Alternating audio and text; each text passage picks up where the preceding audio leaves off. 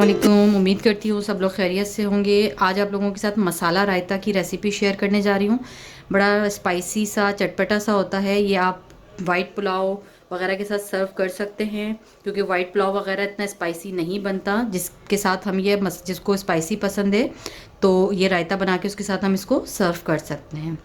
मसाला रायता बनाने के लिए ये देख सकते हैं, मैंने 1 पाव दही लिया है या 1 कप, इस मेजरमेंट से ले लीजिएगा। और इसमें 2-3 टेबल स्पून पानी शामिल करके इसको मैंने अच्छी तरह से बीट करके रखा हुआ है। 2 चुटकी काला नमक, 2 टेबल स्पून फाइन चॉप किया हुआ हरा धनिया, 1 मीडियम साइज़ प्याज फाइन चॉप की हुई, जैसे हम अंडे के ऑमलेट के लिए चॉप करते हैं इसी तरह से आपने चॉप कर लेना है। 1/2 टीस्पून नमक, और अपने जायके के मुताबिक देख के डालिएगा। हम काला नमक भी यूज़ कर रहे हैं तो दोनों की मेजरमेंट अपने हिसाब से आप कर लीजिएगा।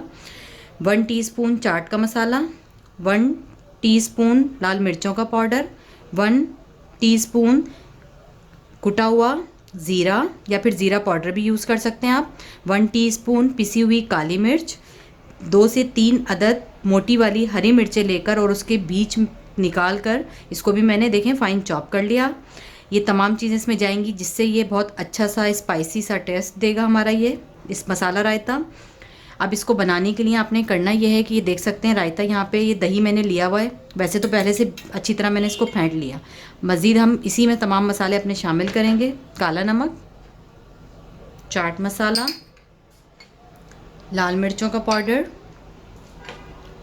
ज़ीरा पाउडर, काली मिर्च का पाउडर, हरी मिर्च,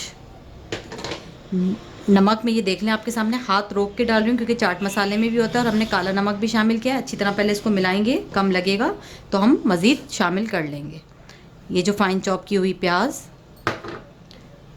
चॉप किया हुआ हरा धनिया,